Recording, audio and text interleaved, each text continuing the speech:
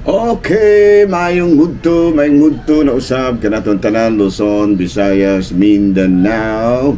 Mayong mudto Philippines, may mudto world, may mudto universe. Ana na punta mga higala dinhi atong tulumanon sa kahanginan CONA Catechesis on Air. O ako lang gihapon kini inyong ubos nga alagad Reverendo Padre Edwin Academia Acab. Abeno adlaw na usab karon nga unsam karong adlaw mahigala. Adlaw karon nga Biyernes, pitsa 28 na kini sa bulan sa Pebrero tuig 2025 o padayon kita sa ato nga mga buhatonon samtang naminaw-minaw kung kita ginagmay niining atong programa sa kahanginan alang sa mga katawhan nga gustong makaton sa pagtulunan sa Katolikong simbahan, no? Kanang gitawag nato sa in English og CONA, Catechesis on Air. Ala, no? Apan sa dili pa ato na nga timbayaon di ay og mayong mudto nga atong talahorong obispo, Bishop Julito B. Cortez, no? Atong iampo ang atong talahorong obispo manghigala kay hilabihan gid taong bisiha, no? Hilabihang bisiha ang ato ang talahorong obispo manghigala, no? Hilabihan gid taong bisiha, no? Dili matabang, no? Tungod sa kadaghan kay trabaho kay padayon baya ongoing mga higala ang ato ang pagpahigayon sa kining gitawag nato sa in English og pastoral visitation. Ayan, no? So mana nga ato gyung iampo ang higala ang atong talahorong obispo nga unta walay mga kakulian sa panglawas nga iyahang masugatan, no? Walay problema. Ayan, no? Nahala, no? May mudto na kanatong tanan ang hinaot kita nga ana kitang tanan sa kapiskay sa panglawas ni ining kamuntuhon. Abay no mahigala ri kita sa ato ang Saint of the Day. Abay no nga atong Saint of the Day karon. Ari kita February 28 si San Oswaldo, Saint Oswald, no? Saint Oswald. Abay no kini si Saint Oswald mga higala na tawo ni atong tuig 992, no? Unya usa siya na itong 10th century, no? England niya usa siya ka Benedictine monk niya, Bishop of Worcester, Archbishop of York niya, founded many monasteries and introduced reforms, improved scholarship of the abbeys, invited leading thinker in such fields of mathematics and astronomy to share their leanings. Na diha doon na siya special love for the poor. He died while kissing the feet of the 12 apostles. No? Sa ito pa, panahon sa Semana Santa. No? So, no? So karong adlaw mahigala, ato nga gihinumduman ang lain na pong patron sa Katolikong simbahan, si San Oswaldo, obispo sa Worcester o Archbishop sa York, England. England ni mahigala kay ang New York, USA man na. Kini siya England rin. Ayan, no? Nalaro, mayang mudto na kanatong tanan ang hidaot kita nga na kitang tanan sa kapiskay sa panglawas ni ining kamuntuhon. Pero arit na mga higala sa ato ang CBCP News, Balitang Simbahan ni ining kamuntuhon. Beno, Song for Pope Francis. The young voices of the Philippines once again perform a song of blessing as a prayer for Pope Francis' healing during a concert at the Abbey. You know, sa ato pa adunay grupo sa mga bata, no, nga gitawag nato Young Voices of the Philippines nga nagpahigayon og usa ka konsyerto unya usagyod sa ilahang repertoire kanta sa ang ilahang linya sa mga kanta mao kining giuluhan nila og a song of blessing, no, as a prayer isip pagampo sa dali nga kaayuhan sa panglawas ni Pope Francis. Balita mga higala gikan sa kining sa gawa sa nasod dito sa kining sa Vatican. In his message for Lent, 2025, Pope Francis emphasized the importance of living one's life as a constant journey of conversion, choosing to walk in peace and hope aside one's fellow human. So sa ito pa, nipadayag na ang atong talahorong Santo Papa sa iyahang mensahe alang sa Kwaresma. Matud pa yang gihimugatan ang kaimportansya sa pagpuyo sa kinabuhi nga nagpadayon nga nagpanaw alang sa kausaban, no? Mupili sa pamaagi nga diin magpuyo kita nga malinawon ug malaumon uban sa atong isig katawo. No? Mao ka na mahigala na atong balita gikan sa Vatican. Padayon ta manghigala sa atoang nga mga buhatono ni ining kamudtuhon ug padayon usab kita sa atoang mga gimbuhaton. Okay, no? Bueno, ari ta manghigala sa atoang katekism. Katekism na ta manghigala, no? Ari na ta sa atoang katekism. Okay, unsa man ang dara diri mahigala, no? Padayon aduna bay sala nga pwedeng mahimo sa tao nga nalambigit sa kining misa. Ayan, no? No, aduna matud pa ni Pope Francis, mao kini ang gibutyag ni Pope Francis nga atong December. Media di ay dili misa, no? Aduna bay mga sala nga posibleng mahimo sa usa ka tawo nga nalambigit sa media. Okay, no? No, bisag kita nga naa kita sa press na ako, no, nga naa mo ko ginagmay mahigala na po ko sa panibya sa media, panibya mahigala. Aduna po yung mga sala nga atong angay natong likayan. No? Number one is misinformation. No? Misinformation. No? So, aduna ba yung mga sala nga posibleng mahimo so sa katao nga nalambigit sa media? Aduna. No? Number one is misinformation. Mo kini ang nagtudloan si Pope Francis ni atong December 15 sa nakalabayng tuig. Number one is may misinformation, sayop nga impormasyon sa ito pamanudlo kang dili mao daghan kay na Facebook.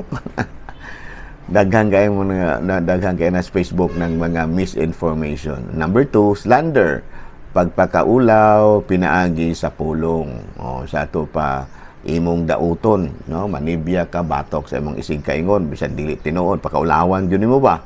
Amo na gitawag slander. Number three is libel, pakaulaw pinaagi sa sulat nga pulong kanang sa newspaper, no? Sa ato pa mga posters, leaflets ug daghan pang uban, no? Nya kun atong basahon sa Exodus kapitulo 20 bersikulo 16, dili ka magsultig batok sa imong isig katawo.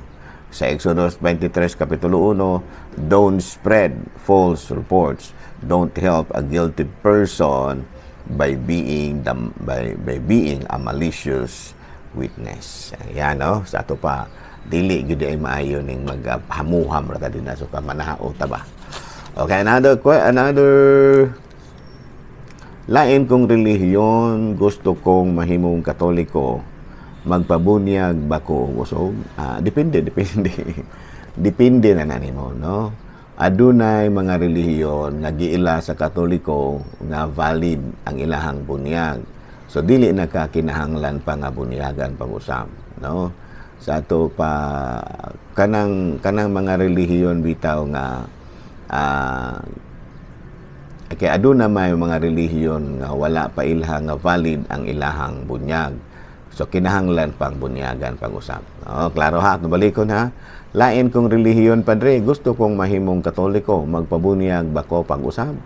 Ang tubag niya na depende kung ang bunyag sa imong relihiyon karon valid alang sa Katolikong simbahan, sa ito pa ang formula ug ang form, no, kanang gitawag na to matter and form parehos gyud sa Katolikong simbahan. Dili ra kinahanglan, pero katong dili pa valid atubangan sa Katolikong simbahan ato lamang bunyagan gyud. Nya katong mga valid ang ilahang relihiyon, ipa-profession of faith ra ni sila, kana bitang papadayag ra ba sa kuan, kanang ipadayag ra ba ang imong pagtuo, kan nagatuo ako pa ingon ana, no? Okay, klaro. Ala, no, ari kita sa laing pangutana. Father, unsa may buot ipasabot og evangelical council, no? Mao kini ang tambag kung unsaon nga makasulod kita sa gingharian sa langit. Ayan, no? So, muna yun natong evangelical council, no? Mga tangkad ba ka ng council tambag mo na, no? So mao kini ang mga tambag nga gitawag nato sa in English og makatabang aron makasulod kitag langit. No, nya unsa man ning mga tambaga? Voluntary poverty. Ayan, no? Voluntary poverty. Number 2 is perpetual chastity. And number 3, obedience. So, unsa man ning voluntary poverty? Voluntary poverty is a commitment to live a simple and wasteful life in order to follow Jesus. No, sa tupadaghang kay mga santos nga nakasunod ana, no? Parehos ni San Francisco, dato apan mipili nga mahimong kabus, detached from any luxurious lifestyle, no? Na kinahanglan kini sa kinaiyang mapaubsanon, pagtuo ug pagkamanggihatangon. Number 2, perpetual chastity, abstinence and self-denial sa mga butang kalibutanon, mga labi na gyud kining extramarital relationship. Ayan, no? Relationship. Muna perpetual chastity. Di wala nagpasabog nga di ka magminyo. Pero, kana bang binuutan ra ba? Minyo na ka, ayaw nagtulo text pa ng paki-chat pa ng laing babae. Okay, klaro. O mga bana, ayaw si kubit-kubit pa ng tindirang isda, no? Okay. Imbis na maligya ng isda, hasta pag tindirang isda, apilon mapugkompra. Muna ayaw nagwata, no? Perpetual chastity, no? Entire obedience to the law of God. Absolute ba? Muna siya mga gitawag na itong evangelical council. Tambag nga makalangit. Okay? Pero unsa man kahay hinungdan nga